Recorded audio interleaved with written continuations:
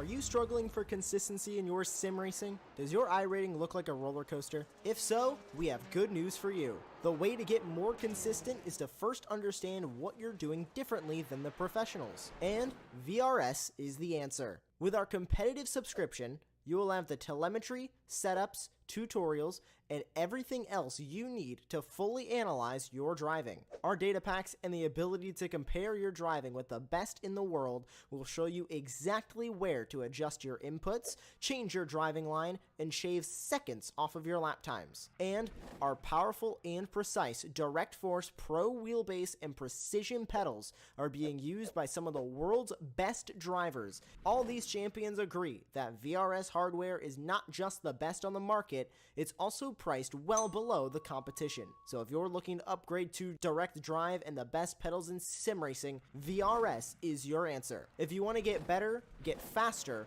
and make it happen sooner rather than later, you owe it to yourself to find out why so many people are switching to VRS. You'll be so glad that you did. Visit www.virtualracingschool.com and learn why the best use VRS.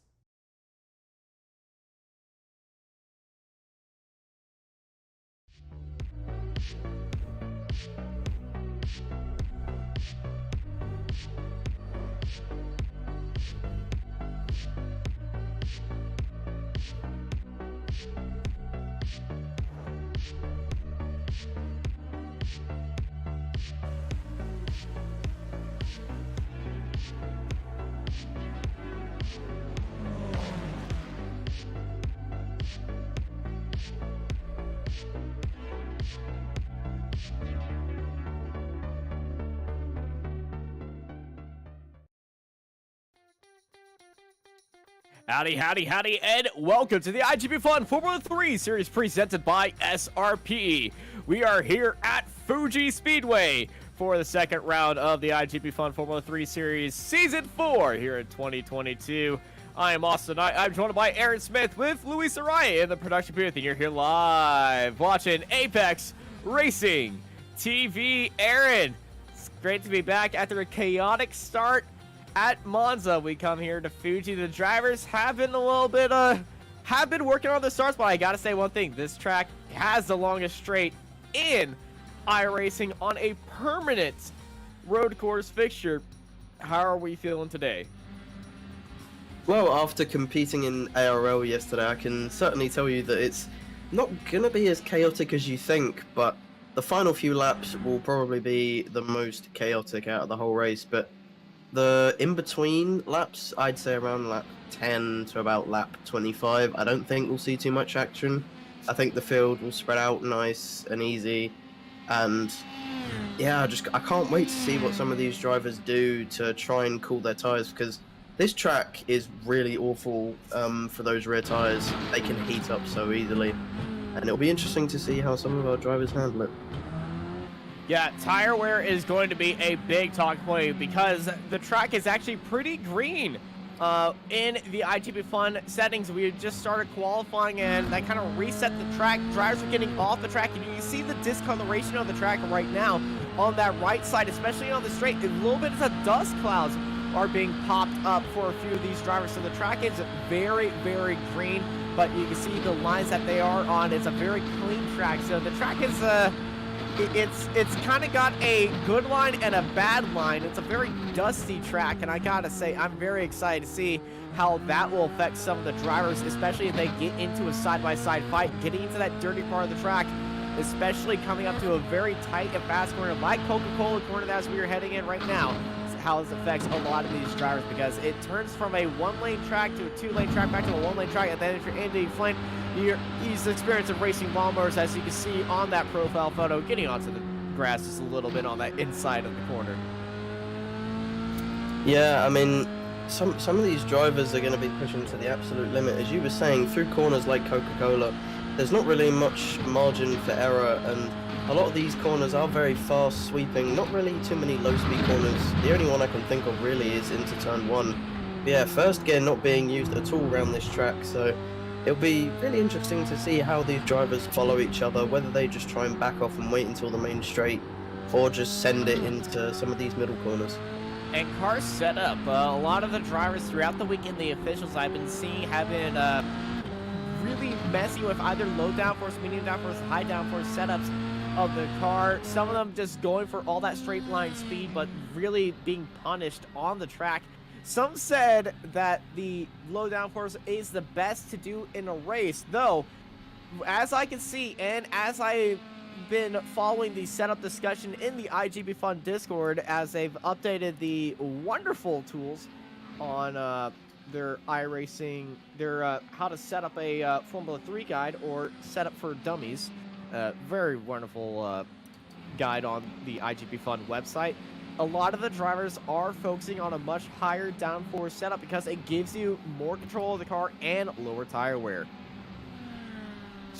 Yeah, I mean, the different setups that I've seen throughout the week, some people going for more low downforce, some going for high. I personally think the higher downforce is quicker overall, but that lower downforce can be deadly on this main straight, because you can sit behind someone with a high downforce in the slipstream, and you will barely be able to keep up with them. So I think for the race, maybe the low downforce could be better, but I also think it will be worse on the tires. Luca losing the back end, coming up through the top chicanes or the end of the track, sector 3. We're not using Dunlop Corner in this layout. We are just going on the old F1 circuit before they implemented that chicane at the end. I do not believe that chicane was ever used for a Formula 1 race at the end of the track, but it's pretty much the track right now, so it's a much faster corner and no chance that we will be seeing of any cars going 3 wide and massive dive bombs like we saw last season when we came to Fuji for the first ever iGPFun Formula 3 race back here. Yes, I mean, I honestly, I'm just really really hyped to see what some of these drivers will do. And in qualifying at the moment, the gaps are kind of spread out. I mean, you've got Marteau about 3/10 ahead of everyone else. I think that will be set in stone for what's going to happen in the race. But yeah, apart from that, we've got, I think, the top 9 drivers, excluding Marteau, within around 4/10 of a second. So I think the midfield battles, like we saw last week, will be really close. And who knows, we might get another drag race finish like we did with Maruk. Yeah, I just can't wait to see if we get that finish again. And in ARA yesterday in F3, we had, I think, 3 finishes which were less than 5,000ths of a second, and that gives me a lot of hope for today. Yeah, the current championship standings, Tiago Marteau sits atop of the standings. He won last week race because this is race number 2. The finishing results is Marteau, Lamley, Hermer, Westerhoff, and Lucas Maruk, your top 5 right now. Championship's going to be more and more in depth throughout the end of the race, but that is your overall, your rookie standings. Steven Westerhoff is sitting on top of that championship, and then the 2,500 championships is Steven Ritter. So it's a lot of Stevens leading out of this race. But yeah, we're going to be here at Fuji, and I'm going to be honest, I am very excited for this, as we've only been here one previous time, and that previous winner is Tobias also and Giuseppe Lafargo, Will McIntyre finishing your top 3. And if you look at our results right now, none of those 3 are in the top 10. Yeah, I mean, the field definitely has jumbled up since the last time we came here. And I don't know if that's just because difference of setups, maybe new people that we've got in, but yeah, this track always does seem to surprise me. Marteau is, he's finished his qualifying lap. He's sitting on top of the charts right now. He just sent me a message, Poggers. Thank you, Marteau. He's so chill up there. just write Poggers in chat. Yeah, I mean, that shows the confidence of Marteau, doesn't it?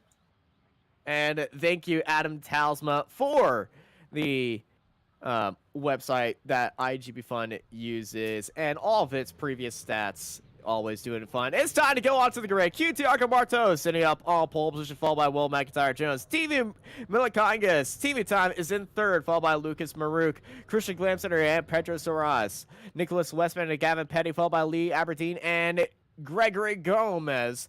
Adam Talisman, Andy Flint in 12th place. Darren Rollinson, Leonardo Cherry, Tony Jimenez, Premslav Piesnek, Sam Coleman, and Luca Ferrani, followed by Alistair Hay, Mohammed Boalik, James Cochran, Evan Way, followed by Michael Podosek, and Robert Ridgway in 24th. Potapenko in 25th, followed by Steven Ritters, Zoltan Zomer, Richard Van Veen, Matt Brewer, Clark Williams, Bardos Goseski, Alan Lee, Linus Malm, and Ivan in 34th, followed by Alejandro Savedo and Ervin Tumakanas in 36th place. Marcel Kessler and John McKenzie. Marcus Punikis in 39th, followed by Reed Dennis, Paulo Breme, Stu Millen, Marcus Ortlos, and Kuji Ido, followed by Simon Fessy, Oldest Putikelis, Ben Goyet, and Giovanni Saletto in 28th place. Behind them is Matthew Gracie, Martin Devine, Keaton Imhoff, Claire Richie Robertson, Manuel Animal Vargas, Roy Collins, and Alex Richardson at the back of our 55-car grid here at the foot of the mountain at Fuji. Yeah, going through that grid, I mean, I think we're down a few people from last week, but I mean, 7. Yeah, we haven't quite got a full grid, but still pretty packed for 55 people. And yeah, I think it's going to be absolute chaos on that one. And this grid goes miles down. It's a pretty wide starting grid. If you're a visitor or a spectator in virtual GP, you got a good seat for everybody, because it is 5 red lights as we are green for the start of iGPFun round 2 here at Fuji. It's a good start by Mark Toe. Getting an even better start is Team Milikangas getting alongside Will McIntyre Jones. McIntyre Jones starting onto that inside of the line. On that dirty side of the track as Christian Glamson and Lucas Maruk battle it out for 3rd and 4th place. They all go around turn 1. QT Marto stays ahead of Will McIntyre Jones and Team Milikangas, followed by Lucas Maruk as they continue on. Maruk in Coca-Cola corner, just right onto the gearbox of Team right there, and everybody behind him is going side by side and just trying to get through the opening corners without any disaster, and I feel like that has happened. Yeah, I mean, the understeer on these cars, especially on iGPFun with all this heavy fuel, especially through 100R, is going to be absolutely mental, and it is crucial that these guys make it through cleanly, which they have done so far, and I'm pretty surprised. Well done, guys. Everyone making it through, as we see Luca Verani going for a move on Alistair Hay, and that was a pretty good move as we come up to Dunlop corner now. Oh, we got an incident! It's Leonardo O'Cherry. Cherry's around and getting pushed off the track, and luckily there is runoff right there, but the wit got collected from behind and went around, locked up, and a lot of dirt is in the air and on the track right now. But Leonardo O'Cherry is out, and I think Ivan Custon is also had a little bit of issue, but O'Cherry drops to 52nd place and at the back of the grid.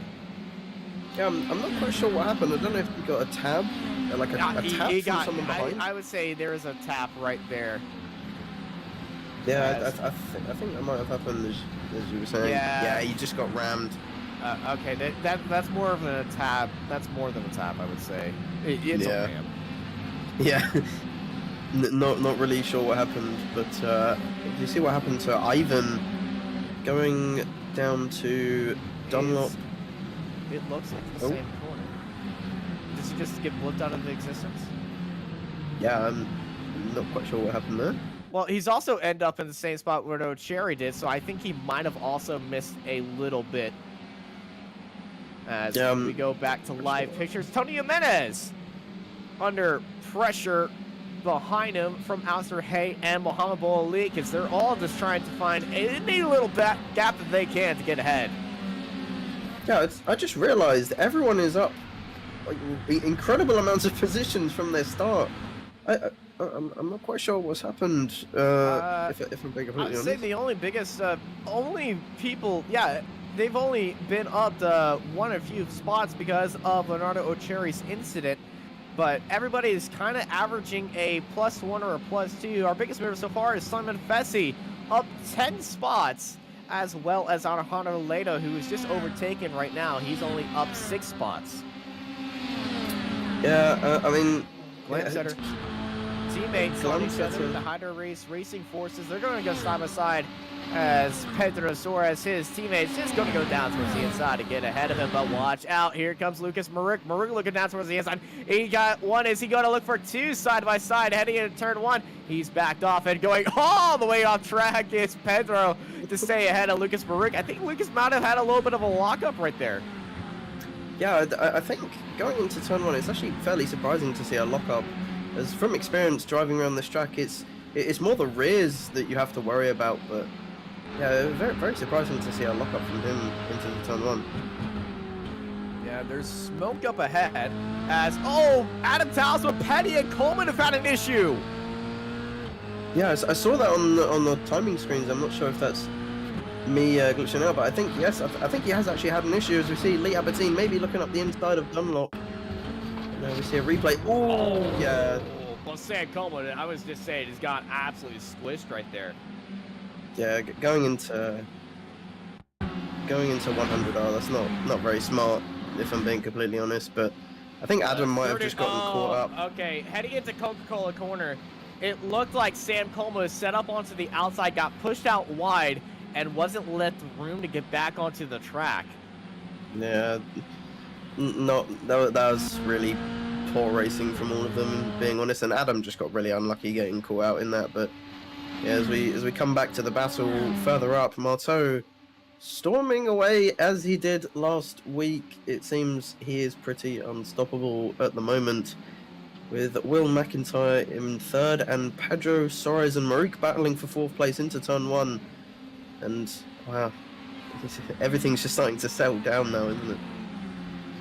Yeah, everything's just starting to slowly get back into acceptable range for right now for most of the drivers. But yeah, the opening parts of the lap and the race is always a little bit crazy. We're on lap 4, and luckily I gotta say, luckily we didn't. We've had a lot less cars involved in incidents.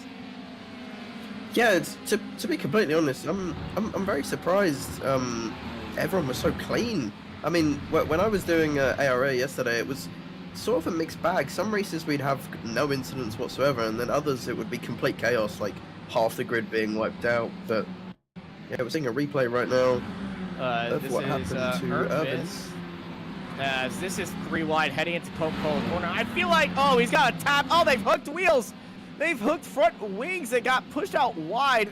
Irvin's and the number 10 of Linus Mall. It looks like Linus, well, he's going down towards the inside and he switches. Yeah, switching lines.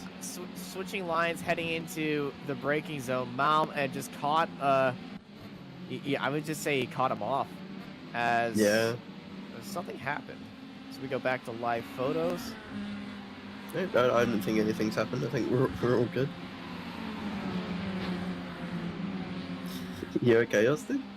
Yeah, I'm fine. I'm going crazy over here. But as I was saying, yeah, everything's sort of starting to just calm down now as we go on to lap 5. I think everyone's sort of starting to chill now a bit and just think further ahead, or you'd like to think so anyway. It's a long race, these iGPFun races, about 50 minutes long compared to the normal F3 race, which is about half an hour long. So these drivers really do have to think a lot differently than you would in an official race. Because by the end, these F3 cars are an absolute dog to drive. The rears are absolutely gone. There's Pedro Soares. Soares looking up the inside.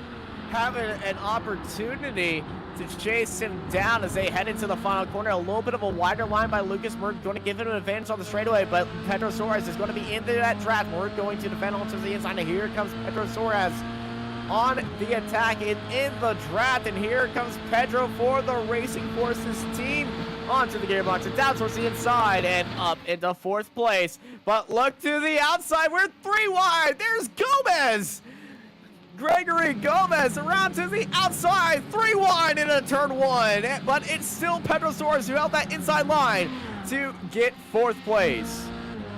Yeah, I didn't expect to see Gomez just appear out of nowhere. I had no idea that he was catching up to these two. But yeah, Lucas Maruk losing 2 places in the space of 1 corner. Then not really what he wanted.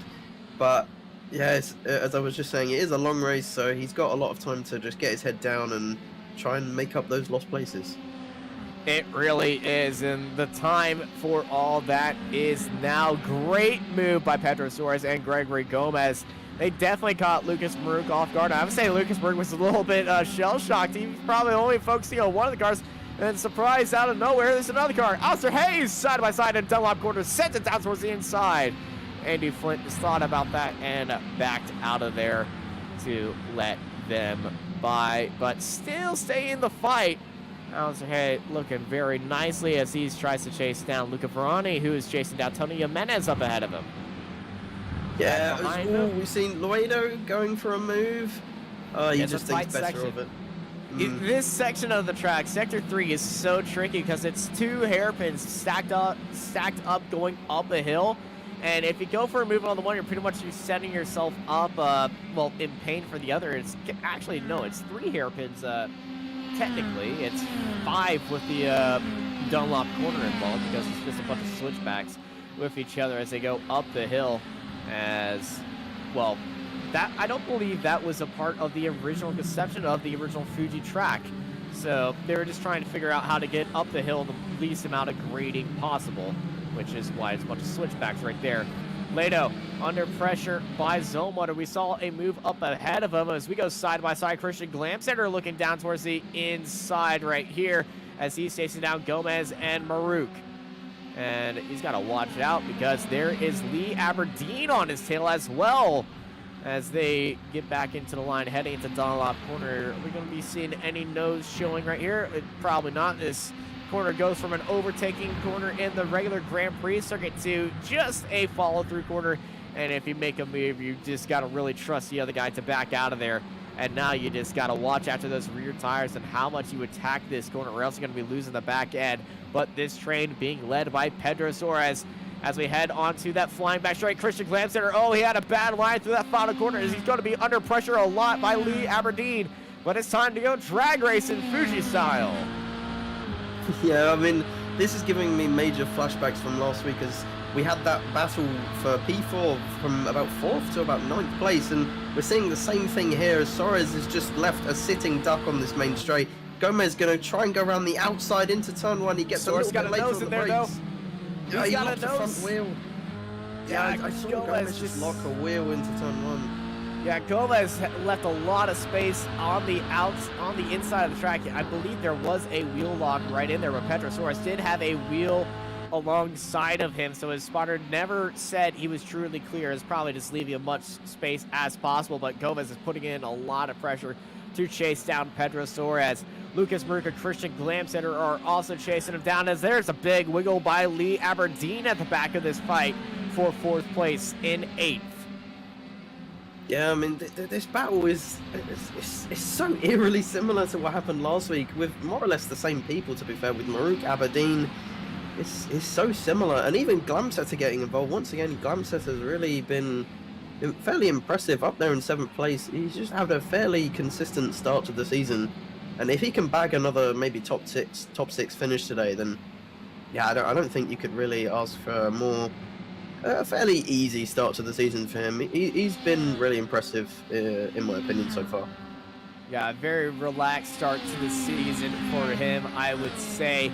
But as we go back to drag racing, this 4-car fight has turned into this 5-car fight has turned into a 4-car fight, as it looks like they have dropped Aberdeen from the back as they go side by side once more.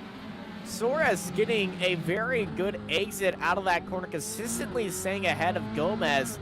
And it looks like that late apex move is just giving him the top speed he needs to stay ahead of Gomez, chasing him down, as everybody is staying in that line as we fly through Coca-Cola corner on board of Christian Glamcenter. You can see how rough that exit is. He definitely did not want to get a little bit wide right there, because that little rut on the outside of Coca-Cola corner will pop your car up like a soda can.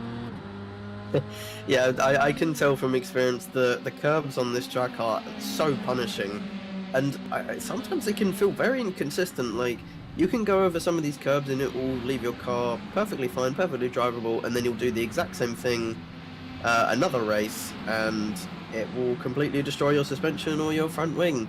And especially these massive sausage curbs. Oh my gosh, I don't know if you're a fan of Super GT, but if you watch Super GT, whenever they come here, if one of these cars hits that, they have an entire thing. Like, sometimes you'll see an entire car just lose the entire front splitter, or just see a car just get launched up into the air from these yellow curbs. And, you know, sausage curbs are there for a reason, to prevent drivers from going out there and be like, hey, you want to ruin your car or your spine? That's why they're there. Because us as racing drivers, everyone says they're really dangerous to be there. But knowing race drivers, if there's nothing dangerous, why would we not go there? Yeah, it is a very tough situation. So that's why I always say for racetracks, just put a meter of gravel around the edge of the track. They are done. That will prevent all the corner cutting, track extending, anything. Just a meter strip of gravel or just a meter of grass, and boom, there you are. Yeah, I totally agree. I think these sausage curbs, as we've seen in many examples in real life, they can be super dangerous. They can send a car flying into the air, as we saw an F3 car a couple years ago at Monza get absolutely sent round Parabolica, and that was really scary. We had, forgot her name, you know, the Abby, the Grand Tour lady. Yeah, Abby. At Circuit of the Americas, I was at that race. In a sport race, and Pedro getting under pressure by Gomez. Looked like he was over-rotating on the entry of that last corner, and he is really under pressure right now, and he's using every trick in the book to stay ahead as they go all the way to the outside of the track. Late apexing this corner. Hello, front nose. How are you doing right there? Gomez getting a little bit of camera action right now, as here comes Gomez. He's going to get enough speed to get down towards the inside of Suarez and take the lead and the reins of this train as they are side by side at Fuji. And here comes Maruk and Glamsetter. Glamsetter flinging down to the inside. We're going to go side by side. 2 rows deep heading into turn 1. Big send by Gomez and a big lockup. As here comes Glamsetter. Glamsetter going down to the inside of Lucas Maruk and getting an opportunity right there.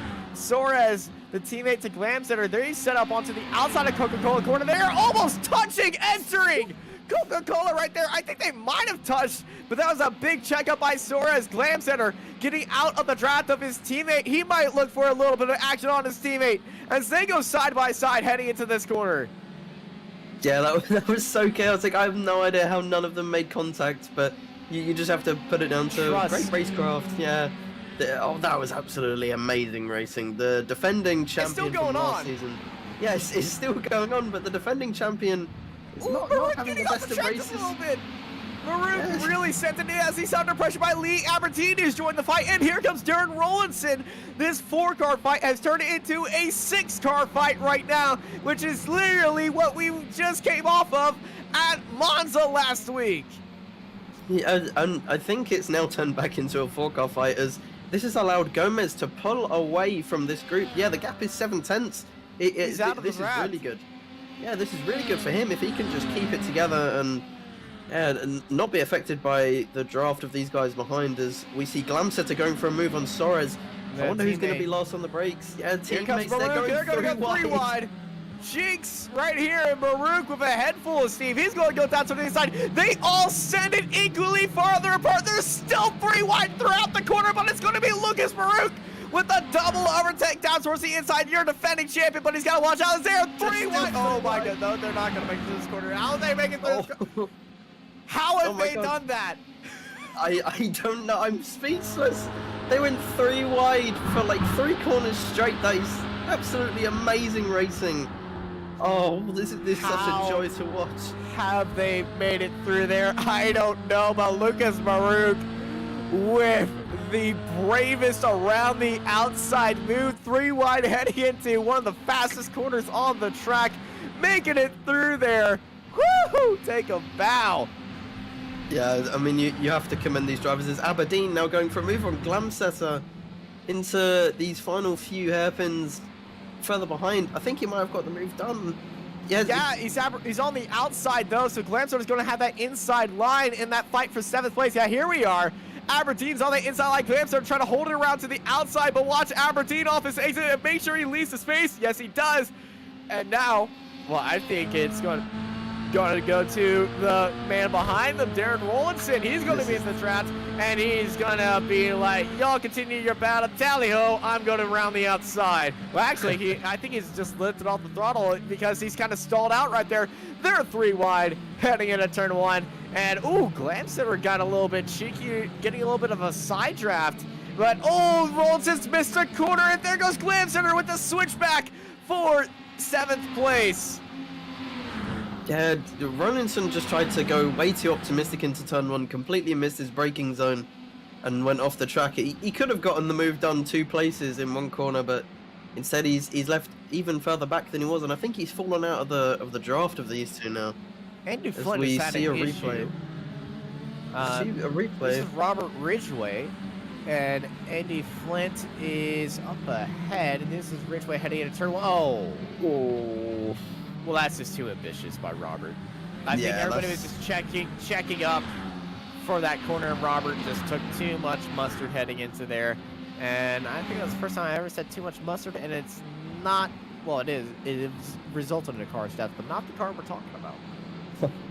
Yeah, please never say that phrase again. Too much mustard? It was just a really optimistic move into turn 1. It's not really a corner you can send from that far back, since it's not really low speed enough to go for a big send. It's still kind of a medium speed corner. It is 2nd gear, so it's very difficult to go for a dive bomb into turn 1 and make it stick. You do have to either be side by side or about a 10th behind, and maybe you can get it done. But yeah, we're just seeing slipstream trains after slipstream trains at the moment, especially in the midfield for 22nd place as we watch Richard van Veen in the 33. He is also Dutch. I wonder who else is number 33 and is Dutch. Can he make a similar move to how Verstappen would in real life? Who knows? Going into turn 1. Oh, he's got to leave the room right there, but Verstappen, he doesn't race under 33. He races under the number 1. He's going to go for that for another year, though. But you know, it's funny you're saying that. I'm wearing my Verstappen polo right here. Well, I mean, I'm way too sick to wear clothes, so I'm just vibing in a dressing gown right now. TMI! Well, I mean, yeah, I bet nobody can tell on the stream that I'm ill right now. Nobody whatsoever. But yeah, we're watching a replay of Andy Flint going into. Oh, it's the back end! Too much mustard heading into the corner and leaves in the back end around at Coca-Cola. It feels like he headed into there, then realized he was carrying too much speed, or else he's going to hit everybody. He might have applied the brake while turning, and that just rotated the car. Back to the Modern Racing Prince GP team right here of Richard Van Veen and Matt Brewer. Both of them are up 6 spots, sitting in 22nd and 23rd place. So these 2 have been running around. Let's go up to their teammate, who is side by side. Evan way up, Frenzal Piesek. He's going down towards the inside. Yeah, and he's made that move just work, but watch out. Here comes Frenzal down towards the inside, sending it around the outside. Can Evan Way hold it up? He's just off the track. They're still side by side set up, and Way holds it around to the outside, heading into Coca-Cola corner. Is he going to commit for this corner? Yes, he does. This gets right ahead of Frenzal, and that is a move for 13th by Evan Way. Yeah, I mean, that was fairly another send that we're seeing into turn 1. These drivers really are just they're just absolutely sending it. I mean, it's great for us, but just yeah, we're having fun. It's great for us watching, but I'm not sure how it's affecting them. I mean, if it works, it works. As Glock says, it get it set all wrong into that corner. Yeah, it looked like the back end was just slowly going away as we go to Pedro Soares and Lucas Marouk heading into that final corner as they continue on. Clark Williams have had an issue in the background as he's off the track. I feel like that might be at Dunlop. Yeah, I saw on the timing screen him just falling down. Yep, it's at Dunlop. Does he get into the grass at the entry? No, he's just, okay. It's the grass at the exit, though. Yeah. and he turns into a sitting duck on the inside of the track. Everybody goes around him, but Clark Williams dipped it into the grass. Unfortunately, he's touched grass, and we got another replay. This is James Cockram just after what happened to Clark Williams. This is heading into the penultimate corner. Too much of that inside curve upsets the car, and the slow rotate around, and he's actually just fully gone into the pits. He's just given up. That's what we call the iRacing table flip. Yeah, I've seen that mistake been made many times over the course of this week, even by some very good drivers. I've seen the likes of even Austin's done it. I've seen drivers like Tobias Olsen even do it in official races, and it's quite an easy mistake to make these final few corners. It's so easy to do, especially on old tires. Yeah, these old, worn-out, overheated tires, and all of these corners are off camber, so the car naturally wants to loop it anyway. But yeah, it does take a lot of skills. I didn't even realize. Oh no, that's a lap car. Never mind, my bad. Oh, we got a spinner in the background. Glamsetter and Rollinson, contact. Darren Rollinson was involved. Christian Glamsetter, I think we got away from it. Who is this ahead of him? I think the car ahead no, it was Glamsetter. And then watch the car contact right here. Bam! Oh. Front wing damage and off. That's one of the GT Omega cars. Yeah, I think. Was that Darren Rollinson? I think that was Rollinson. And Glamsetter, he's got the Hydro Racing Forces. He's got to get into the pits because that front wheel is off. Austin, would you say that's another commentator's curse? You know, I think I hold the record, so unfortunately, yes. And there is someone Fessy, exactly the same thing. I think he might have got a little bit of help right there, but the car looks all right. But Fessy goes for a loop as well in that final corner. Yeah, I mean, I think we're now just over the halfway point on lap 17, and the actual race distance on iRacing, I believe, is 16 laps.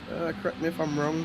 I think it's around 16, 18 on the official races, but yeah, this is where the tyres really do start to cry out for help, and you're just left helpless when you get on the power. And as we saw twice that last lap, two drivers just losing it around the final corner, trying to take too much speed and get a good exit.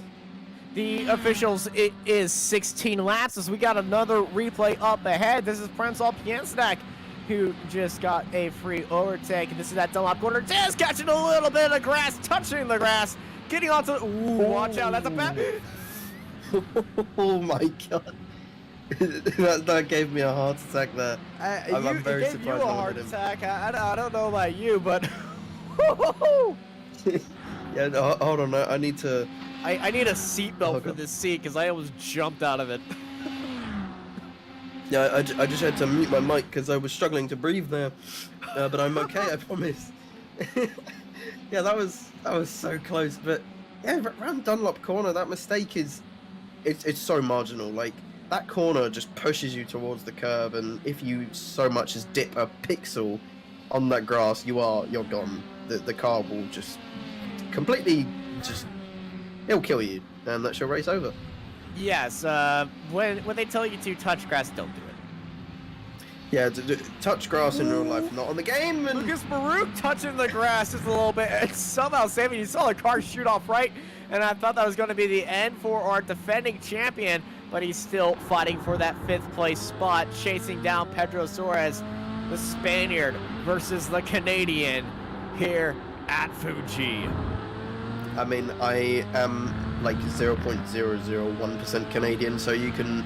I'm cheering my inner Canada from Maruk right now, but we're supposed to be biased here. I'm not biased at all. Let me try and think of one for Suarez. The UK used to be allies with them. It's okay. I'd support both of them.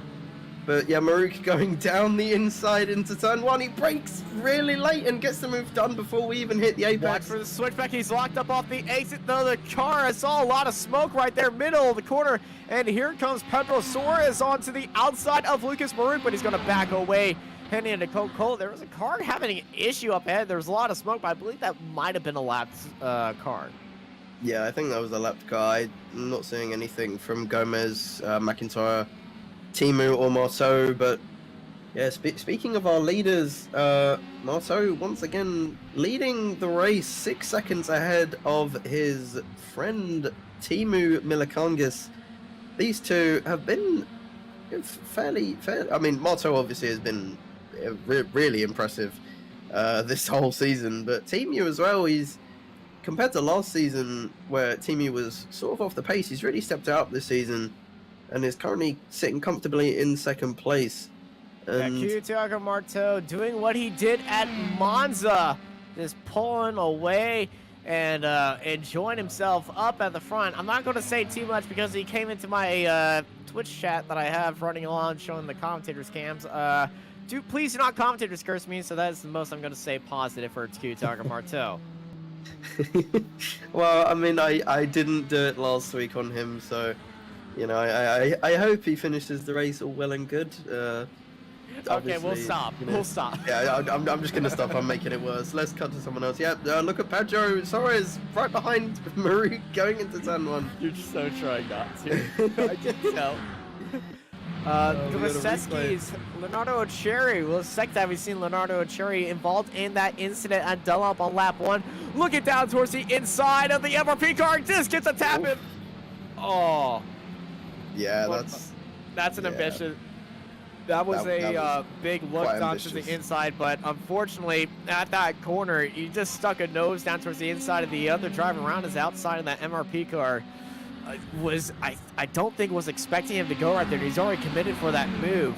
And it's just a small tap as Richard Van Veen, well, he obliterates the bollard onto the apex of that corner. I think he just went completely through there. And he might get a slowdown penalty. That's the farthest I've seen a Formula 3 car really cut that inside of the corner. Yeah, you can really cut the inside of that corner. It takes a lot to get a slowdown from it, and the bollards on this track, I don't believe are physical. You can't. They're not actually physical. hit them. We just saw a Formula 3 car fuse through it and break reality. Yeah, you can really cut that corner without getting a slowdown. But when you do get a slowdown on this track, it is painful. Whether you go slightly wide and get a second slowdown for losing time, which makes complete and utter sense thanks to iRacing.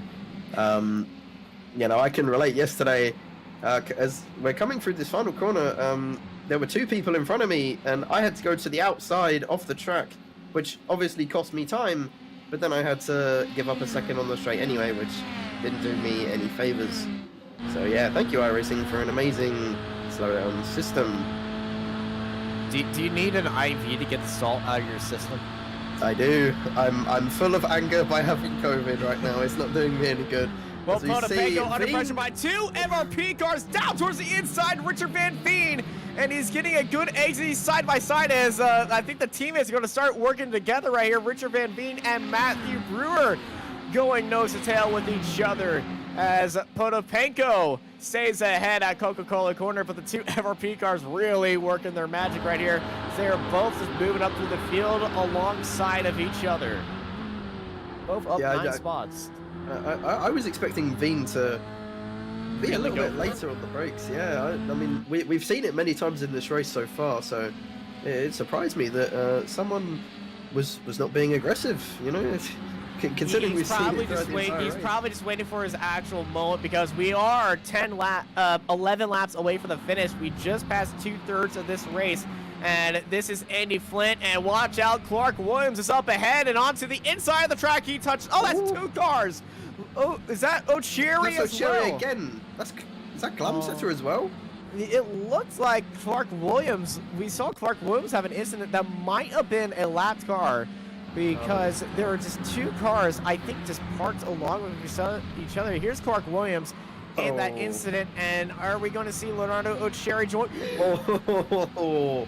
Yes, that is Ocheri. That looks like what happened a few winters ago in Texas. A bridge got iced over, and then everybody's crashed at the same spot. It reminds me of that go-karting video. Where everyone the oil just one turn, and then everybody just goes off the track. Yeah. I'm surprised. That video that is heavily linked to whenever iRacing adds rain. All of us are one. Which we know we're going to do it. We know we're going to do it. Oh god, if you can imagine F3 cars at this track in rain. With rain, yeah, I don't know if we'd make it through an entire race without, I don't know, losing our voice just from screaming, "Oh my God, there's another car off in the distance." I feel like a few of us, if sweat ever becomes a commodity, we'd be rich if that happens. Just Nürburgring 2007 vibes. oh my So- gosh. Well, as long as it doesn't hail, we're fine. oh God. If iRacing adds hail, I don't know what we'd do. If iRacing adds hail, that'd just be an entirely bad idea, especially here in Texas, because we used to have softball-size hail. Just iRacing adds snow for the new rallying events. That would be. Ooh, that's something to think about, isn't it? And now you've made me and any other Scandinavian very, very excited. Speaking of Scandinavians, if anybody has watched the new Grand Tour episode, salute to you, because it is absolutely amazing. Except, actually, I'm not going to spoil it. I was going to, but no, if you haven't watched it, go watch it. It is fantastic. It's amazing. I just finished watching it last night. What are your thoughts? Yes. Yes, good. Yeah, it is fantastic. Scandinavian drivers are just Insane. naturally skilled, I guess. I mean, when you think about it, name one bad Finnish driver in Formula 1 history. Go on, I dare you.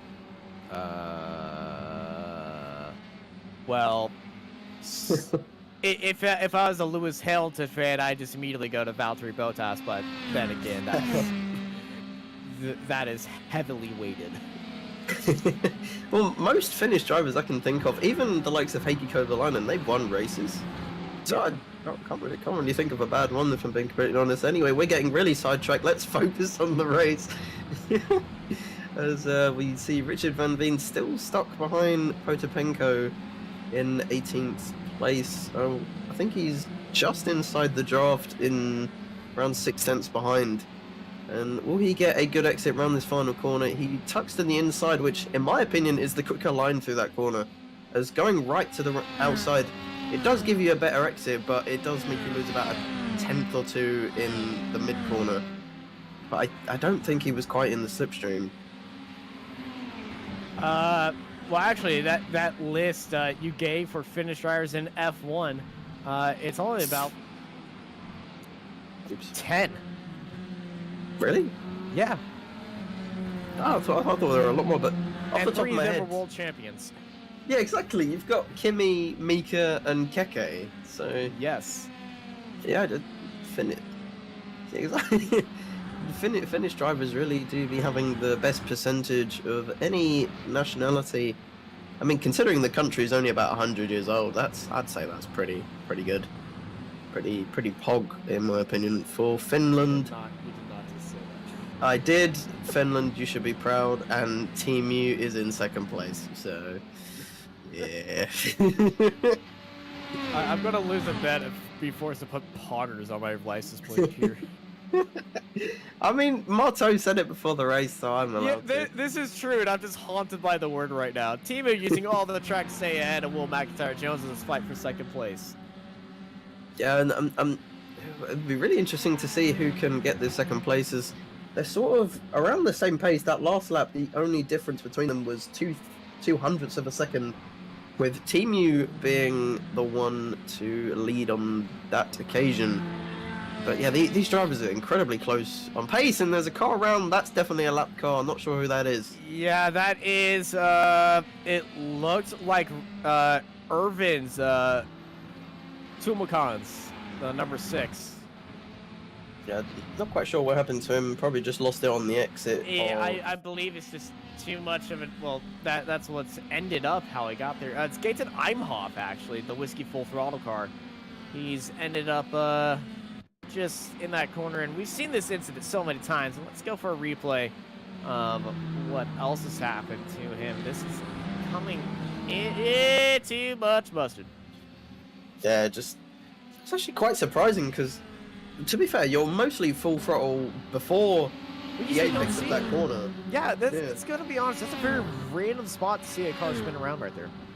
Yeah, it's a very flat, like easy corner from even before the apex, around second gear.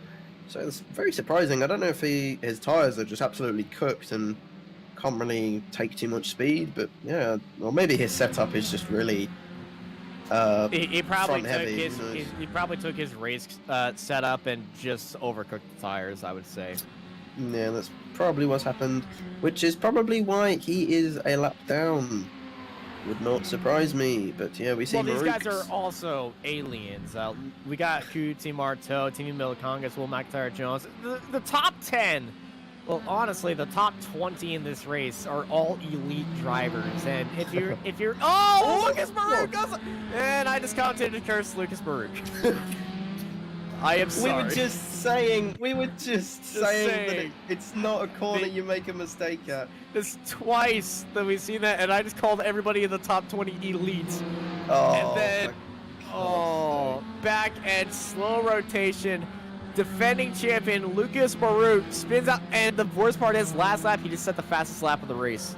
Oh yeah, that's surely gonna sting, surely. Or yeah, his tires are gonna be absolutely cooked for the rest of the race. I wouldn't be surprised if he didn't even finish inside the top 10. I'm going to get those- a very angry message at the end of this race.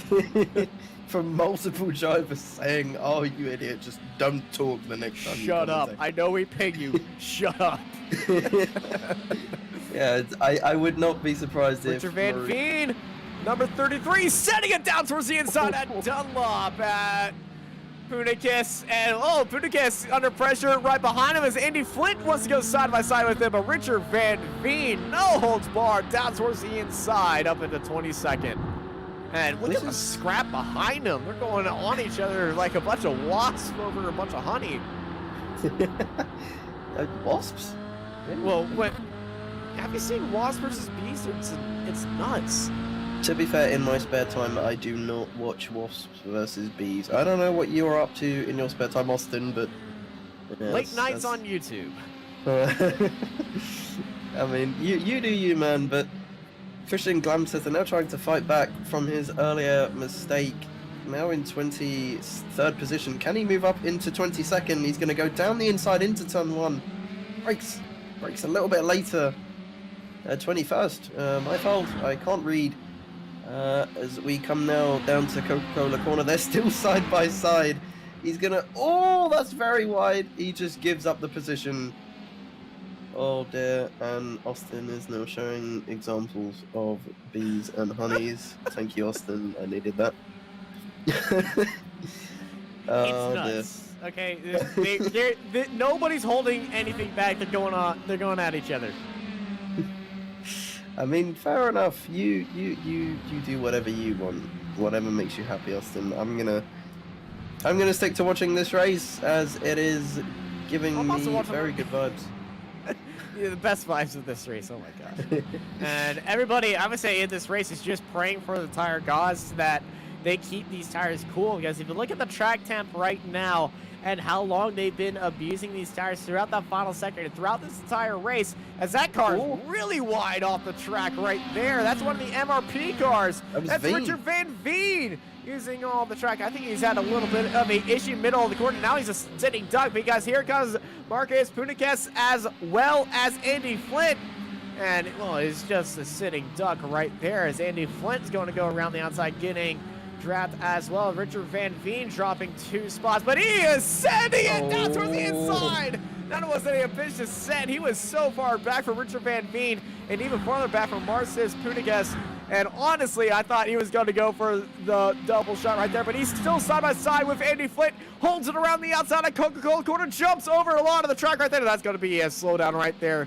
And definitely an off track, but he really went through Coca-Cola corner and really wide right there. And here comes Andy Flint. Andy Flint right onto the gearbox as Marcis is just pulling away the Latvian driver. I would say very happy with that turn of events right behind him. I mean, I genuinely thought Veen was going to go for the double into turn 1.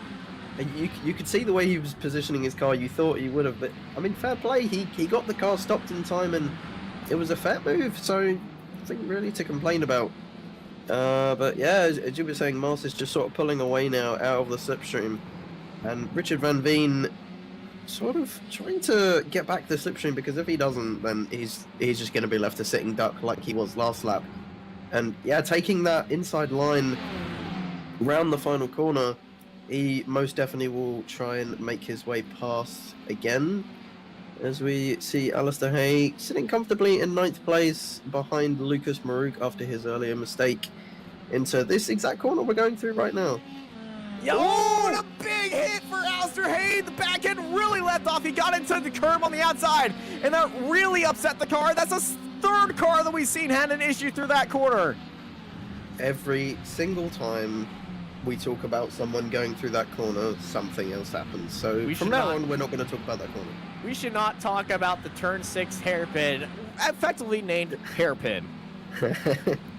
Yeah, some of the corner names on this track are quite goofy, it has to be said. Coca-Cola corner, 100R hairpin, 300R Dunlop, and Nets as well. Panasonic corner. Which I believe is the final corner? Yes, Panasonic. it is. It is. Yes, I thought so. There you go. I only bought this track a week ago, so... Oh, we got a crash in the back. Oh, Kessler's had an issue in Panasonic corner, as we just said. We should stop talking about corners. Yeah, we just mentioned Panasonic corner, and this is what happened.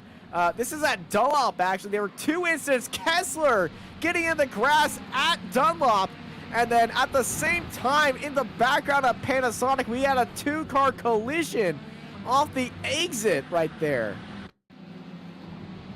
And Adam Talsma, I think, might have been involved in it. Yeah, this is that Panasonic. Just watch out. I think the car had, lock up and just right in front of him. Over the curves we go to, but Adam Talsma, unfortunate placement right there in the car. Worst part about that is ruined. The no front wing. Adam Talsma has had a rough day, down to 40th place.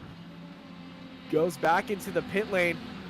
As we go back to live photos, Luca Verani chasing down Alistair Hay for 10th place in Dunlop corner, heading up through the Nets complex. 11, 12, and 13. You double apex corners right here as it counts for 2 and you're talking just about corners again. Well, some people don't know the track. Yes, but if we start talking about corners, then someone's gonna have an incident through that corner. You know what? I'm gonna say one thing. There's no such thing as a commentator's curse. It's just coincidence. I Cheers, do believe in it, surely. Dominant so far. Tempting fate right here. Oh God! If he crashes on the last lap, he's blaming you. I know. Yeah, if he crashes the final lap, I'm gonna get a hitman squad. Okay. Oh dear. Well, Team U about 10 seconds behind. He's had a fairly chill race, about a second ahead of McIntyre. He's just slowly pulled away from McIntyre. They've still been setting around the same lap times, but that last lap McIntyre was around 0.2 of a second, actually 0.3 of a second quicker.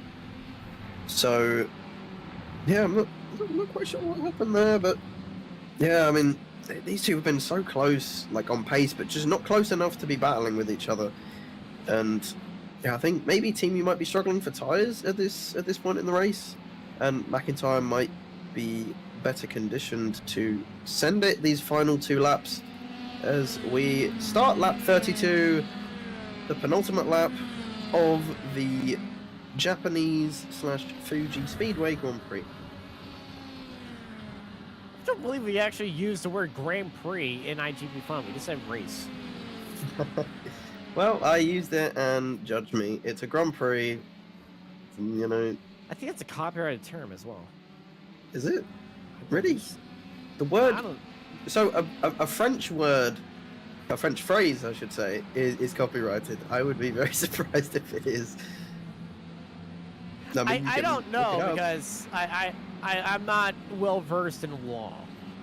I just avoid saying it. Because these are Formula 3 cars. I mean, it's a Grand Prix. You win a grand prize at the end. Not in sim, obviously. You just get to say that you won an iGPFun race. But well, actually, SRP pedals. You do get a little bit of a prize from some of the backers here that sponsor iGPFun. So you do. Oh, well, there you go. But that's at the end of the season. I stand corrected then. My bad. Zoll Motor and Alan Lee going side by side. Zoll Motor getting all the draft and swinging it onto the outside and making the overtake with 2 laps to go, and he holds it around to the outside. Alan Lee trying to fight back. Use that inside line, and Zoll Motor, he actually left the track just a little bit. We left a lot of room onto the inside to stay ahead of Alan Lee in case Alan wanted to make another move, and Matt Brewer right behind him wants to make him could get another chance right there. But as they go through 100R on the front straightaway, Tiago Marteau takes the white flag. One more lap to go. I thought you were about to say takes the win. I was like, not yet, Austin.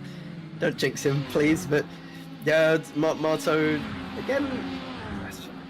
What else can you say about this guy? I mean, some may call me biased, but I mean, you have to appreciate when someone is this dominant. I mean, 10 seconds, pretty much the same as last time out.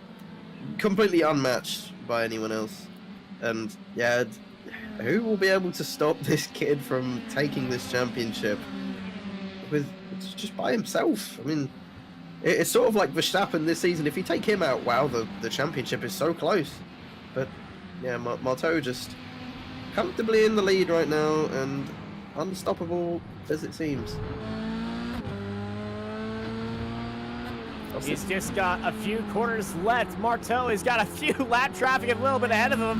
1 corner to go for Tiago Marteau, and he's 10 seconds off into the lead, and it is all sailing good. He goes just a little bit down towards the inside, getting past his lap car, but the checkered flag is waving in the air for the young Dutchman. Tiago Marteau takes the win here at Fuji. And almost gets into a crash at the line of that lap car. No, Austin, did he win the Grand Prix or did he win the race? He won the race. I'd say he won the Grand Prix, but Timu coming home in second. Good result for him. Will McIntyre in third. Good, decent result from those two, finishing out the podium. Gomez in fourth, Soares in fifth, Aberdeen in sixth, Jimenez in seventh, Maruk. After that mistake, as we're gonna have. Oh, okay, I didn't even realize it was the Evan first. Way at the line. I was just about to say Maruk finishes in 8th, but never mind. Oh Can my we get a god. replay of that final line? I thought it was a car, never mind. I completely caught me off guard. Wow, I mean, great job to Wade. Completely caught me off guard. And yeah, that just adds to Lucas Maruk's pretty horrid evening. And he will want to forget this race as soon as he can. 9th place, not bad, but for a defending champion, not really the result he was looking for. And Richard Van Veen, after a very chaotic race from him in 22nd. Andy Flint recovering to 29th place after that earlier mistake. Not too bad for him. Glamsetter also after an earlier mistake. 31st for the Norwegian. And John McKenzie behind in 32nd. Wow. What a race, Austin. What a race indeed. Action from the top to the back of the grid. And such a fun race from start to finish here at Fuji as we got burnouts at the end of turn 1. And look, this fight is insane. Look at Evan Way chasing out Lucas Maruk and Way chasing him down. Maruk let that space down towards the inside. It's a drag race, and Evan Way just skids ahead by a nose at the line. What a drag race for the number 92. The two Canadians going at it with each other, but this one goes to Evan Way of MRP GP right there. Wonderful overtake, not leaving it until it is at the very end for Evan Way, pushing it and gets that spot at 8th, just 1300ths of a second clear of Lucas Maruk, as Aaron has got your final results. Yes, Kyoto, oh, I can't, my voice is already gone. Marteau takes the win. Team U Time finishing in 2nd place. Great result for him. Will McIntyre in 3rd. Gregory Gomez in 4th. Pedro Soares in 5th. Lee Aberdeen in 6th. Tony Jimenez in 7th. Evan Way only 100th of a second ahead of Lucas Maruk in 9th. Alistair Hay in 10th, rounding up your top 10. Luca Verani in 11th, Robert Ridgway in 12th, Alejandro Sevillano in 13th, Stephen Riders, Primlaw, oh dear.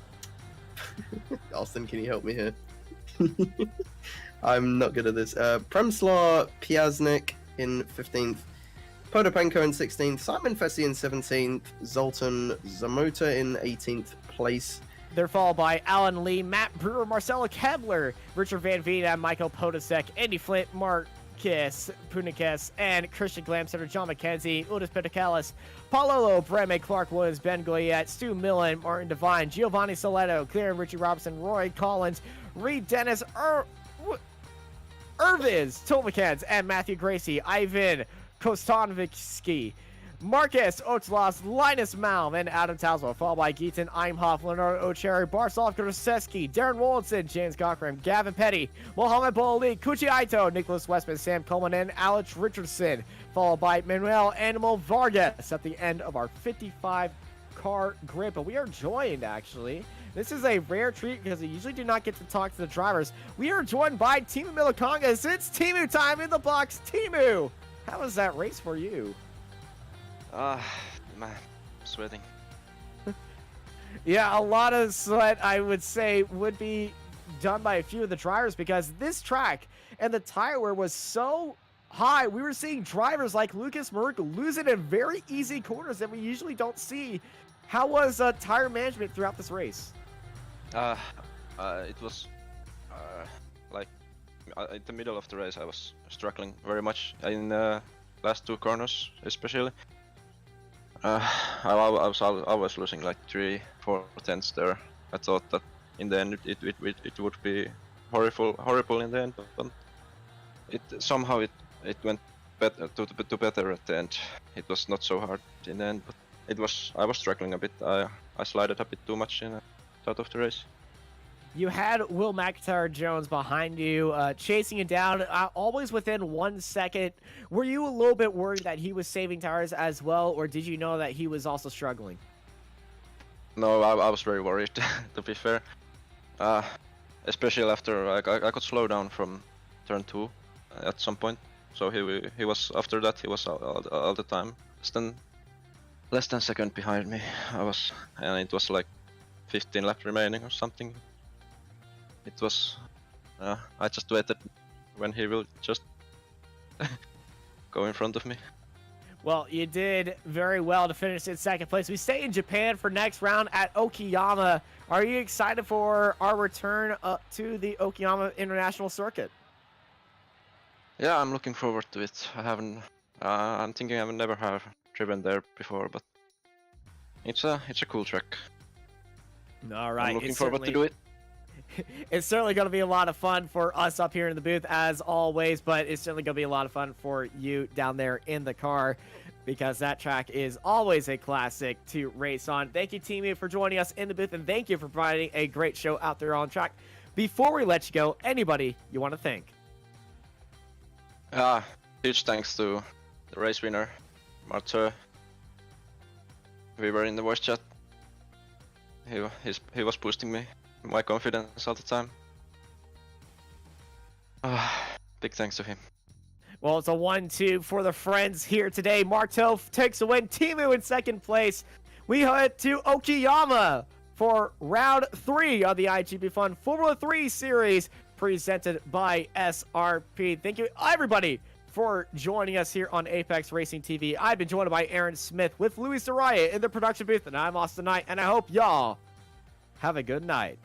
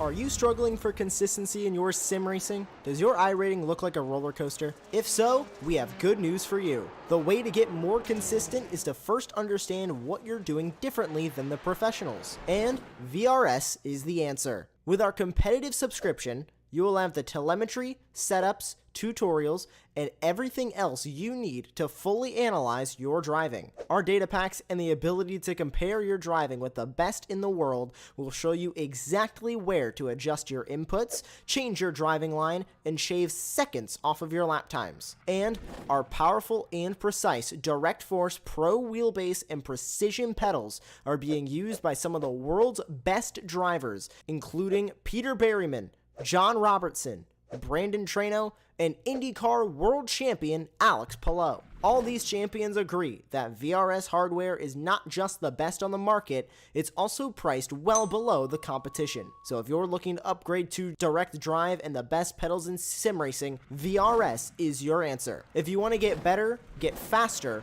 and make it happen sooner rather than later, you owe it to yourself to find out why so many people are switching to VRS. You'll be so glad that you did. Visit www.virtualracingschool.com and learn why the best use VRS.